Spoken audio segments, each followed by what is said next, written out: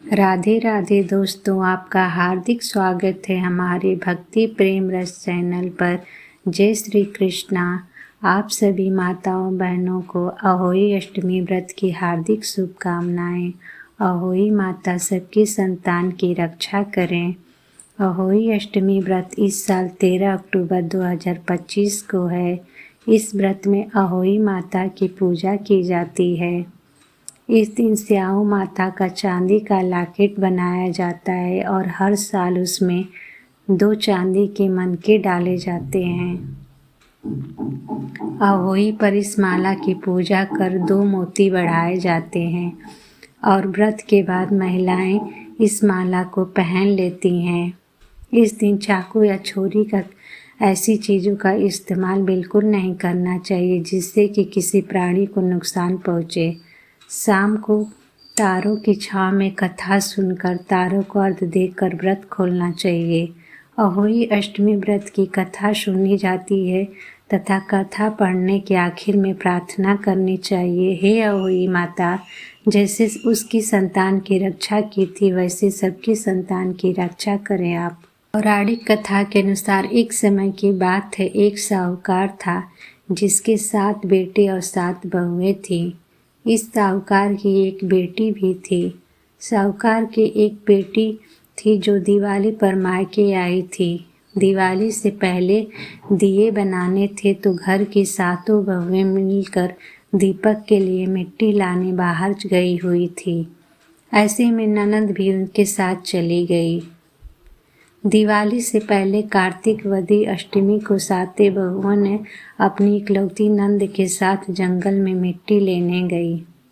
जहाँ से वे मिट्टी खोद रही थी वहीं पर स्याऊ सेहे की माद थी। अचानक धोखे से मिट्टी खोदते समय ननद के हाथ से सेही का बच्चा मर गया, जिससे कि स्याऊ को गुस्सा आया और स्याऊ ने कहा कि मेरे बच्चों को तूने मारा है, अब मैं तेरी कोख बांधूंगी। तब ननद अपनी 7 भाभियों से प्रार्थना की कि तुम में से कोई मेरे बदले अपनी कोख बंधवा ले। सभी भाभियों ने अपनी कोख बंधवाने से मना कर दिया, लेकिन छोटी भाभी सोचने लगी अगर मैं कोख नहीं बंधवाऊंगी तो सासू जी नाराज होंगी। ऐसा सोचकर ननद के बदले छोटी भाभी ने अपनी कोख को बंधवा ली। उसके बाद जब उसे जो बच्चा होता वह 7 दिन बाद मर जाता। एक दिन साहूकार की स्त्री ने पंडित जी को बुलाकर पूछा कि क्या बात है, मेरी इस बहू की संतान 7वें दिन क्यों मर जाती है। तब पंडित जी ने बहू से कहा कि तुम काली सुरही गाय की पूजा किया करो। उन्होंने बताया कि दरअसल काली गाय स्याऊ माता की भाईली है, वह तेरी कोख छोड़े तो तेरा बच्चा जिएगा। छोटी बहू ने पूरे लगन से गाय की सेवा की। वे गौ माता के उठने से पहले वहाँ की सफाई कर जाती थी। एक दिन गौ माता बोली कि मेरे जागने से पहले कोई रोज मेरी सफाई कर जाता है, सो आज देखूंगी। गौ माता खूब तड़के जागी तो देखती है कि साहूकार के बेटे की बहू उसके नीचे सफाई आदि कर रही है। इससे गौ माता प्रसन्न हुई और बोली कि मैं तुझसे प्रसन्न हूँ, तुझे जो चाहिए वो मांग ले। तब साहूकार की बहू बोली कि स्याऊ माता तुम्हारी भाईली है और उन्होंने मेरी कोख बांध रखी है, उनसे मेरी कोख को खुलवा दो। गौ माता ने कहा अच्छा। तब गौ माता 7 समुद्र पार अपनी भाईली के पास उसको लेकर चली। रास्ते में कड़ी धूप थी, इसलिए दोनों एक पेड़ के नीचे बैठ गई। इतने में वहां एक सांप दिखाई दिया। उसी पेड़ पर गरुड़ पंखनी के बच्चे थे। सांप गरुड़ पंखनी के बच्चे को मारने लगा। तब साहूकार की बहू ने सांप को मारकर ढाल के नीचे दबा दिया और बच्चों को बचा लिया। थोड़ी देर में गरुड़ पंखनी आई तो वहाँ खून पड़ा देखकर साहूकार की बहू को चोंच मारने लगी।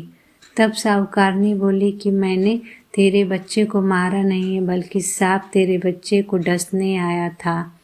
मैंने तो तेरे बच्चे की रक्षा की है। इससे गरुड़ पंखनी खुश हुई और बोली कि क्या मांगती हो, जो मांगोगी वो मिलेगा।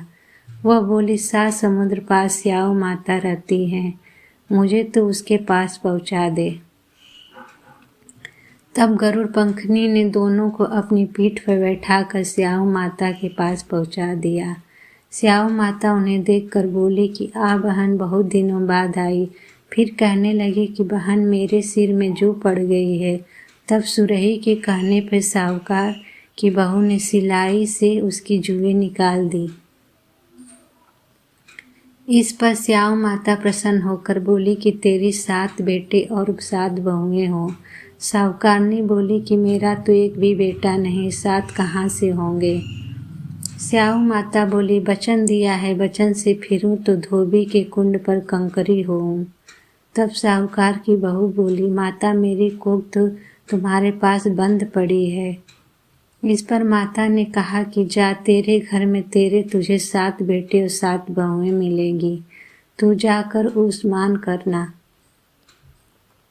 7 अहोई बनाकर 7 कढ़ाई करना। और घर लौटकर आई तो देखा कि 7 बेटे और 7 बहुएं बैठी हैं।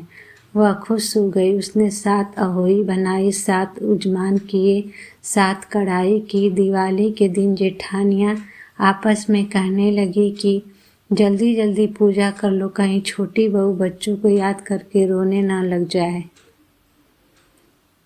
काफ़ी देर तक रोने की आवाज़ नहीं आई तो जेठानी ने बच्चों को भेजा। बच्चों ने देखा और वापस आकर कहा कि चाची तो कुछ मार कर रही हैं, कुछ उजमान हो रहा है। यह सुनते ही जेठानियाँ दौड़ी दौड़ी उसके घर गई और जाकर पूछने लगी कि तुमने कोख कैसे छुड़ाई। वह बोली, तुमने तो कोख बधाई नहीं, मैंने बधा ली। अब स्याऊ माता ने कृपा करके मेरी कोख खोल दी है। स्याऊ माता ने जिस प्रकार उस साहूकार की बहू को कोख खोली, उसी प्रकार हमारी भी खोलिए, सबकी खोलिए। कहने वालों की तथा हुंकार भरने वाले तथा परिवार की कोख खोलिए, सबकी संतान की रक्षा करना। अहोई अष्टमी और राधा कुंड से एक बहुत ही सुंदर कथा है। कहते हैं कि जिसकी संतान नहीं होती है और राधा कुंड में अगर स्नान कर ले तो उसको संतान की प्राप्ति होती है। राधा रानी बहुत ही करुणामयी हैं, इस पे बहुत सब पे कृपा करती हैं। बहुत समय पहले झांसी के निकट एक नगर में चंद्रभान नामक साहूकार रहता था। उसकी पत्नी चंद्रिका बहुत सुंदर, सरगुण संपन्न, सती, साध्वी, शीलवंत, चरित्रवान तथा बुद्धिमान थी। उसके कई पुत्र पुत्रियां थी, परंतु वे सभी बाल्यावस्था में ही परलोक सिधार चुके थे। दोनों पति पत्नी संतान न रह जाने से व्यथित रहते थे। वे दोनों प्रतिदिन मन में सोचते थे कि हमारे मर जाने के बाद इस अपार धन संपदा को कौन संभालेगा। एक बार उन दोनों ने निश्चय किया कि वनवास लेकर शेष जीवन प्रभु भक्ति में व्यतीत करें। इस प्रकार वे दोनों अपना घर बार त्याग कर वन की ओर चल दिए। रास्ते में जब थक जाते तो रुककर थोड़ा विश्राम कर लेते और फिर चल पड़ते। इस प्रकार धीरे धीरे वे बद्रिका आश्रम के निकट शीतल कुंड जा पहुँचे। वह पहुंचकर दोनों ने निराहार रहकर प्राण त्यागने का निश्चय कर लिया। इस प्रकार निराहार व निर्जल रहते उन्होंने 7 दिन हो गए थे तो आकाशवाणी हुई कि तुम दोनों प्राणी ने अपने प्राण मत त्यागो। यह सब दुख तुम्हें तुम्हारे पूर्व पापों के कारण भोगना पड़ रहा है। यदि तुम्हारी पत्नी कार्तिक मास के कृष्ण पक्ष में आने वाली अहोई अष्टमी को अहोई माता का व्रत और पूजन करे तो अहोई देवी प्रसन्न होकर साक्षात दर्शन देंगी। तुम उनसे दीर्घायु पुत्रों का वरदान मांग लेना। व्रत के दिन तुम राधा कुंड में स्नान करना। चंद्रिका ने आकाशवाणी के बताए अनुसार विधि विधान से अहोई अष्टमी को अहोई माता का व्रत और पूजन अर्चन किए और तत्पश्चात राधा कुंड में स्नान किया। जब वे स्नान इत्यादि ये करने के बाद घर पहुँचे तो उस दंपत्ति को अहोई माता ने साक्षात दर्शन देकर वर मांगने को कहा। साहूकार दंपत्ति ने हाथ जोड़कर कहा, हमारे बच्चे कम आयु में ही परलोक सिधार जाते हैं, आप हमें बच्चों की दीर्घायु का वरदान दें। तथास्तु कहकर अहोई माता अंतर्ध्यान हो गई। कुछ समय के बाद साहूकार दंपत्ति को दीर्घायु पुत्रों की प्राप्ति हुई और वे सुखपूर्वक अपना गृहस्थ जीवन व्यतीत करने लगे। अहोई माता की जय। आइए करते हैं अहोई माता की आरती। जय अहोई माता, जय अहोई माता, तुमको निश दिन ध्यावत हर विष्णु विधाता। ओम जय अहोई माता, ब्रह्माणी रुद्राणी कमला तू ही है जगमाता। सूर्य चंद्रमा ध्यावत नारद ऋषि गाता। ओम जय अहोई माता, माता रूप निरंजन सुख संपत्ति दाता। जो कोई तुमको ध्यावत नित मंगल पाता। ओम जय अहोई माता, तू ही पाताल वसंती, तू ही है शुभदाता। कर्म प्रभाव प्रकाशक जगनिधि से त्राता। ओम जय अहोई माता। जिस घर थारो वासा वाही में गुड़ आता। कर न सके सोई कर ले मन नहीं घबराता। ओम जय अहोई माता, तुम बिन सुख न होवे ना कोई पुत्र पाता। खान पान का वैभव तुम बिन नहीं आता। ओम जय अहोई माता, शुभ गुण सुंदर युक्ता क्षीर निधि जाता। रत्न चतुर दस तो को कोई नहीं पाता। ओम जय अहोई माता, श्री अहोई माँ की आरती जो कोई गाता। और उमंग अति उपजे पाप उतर जाता। ओम जय अहोई माता, मैया जय अहोई माता।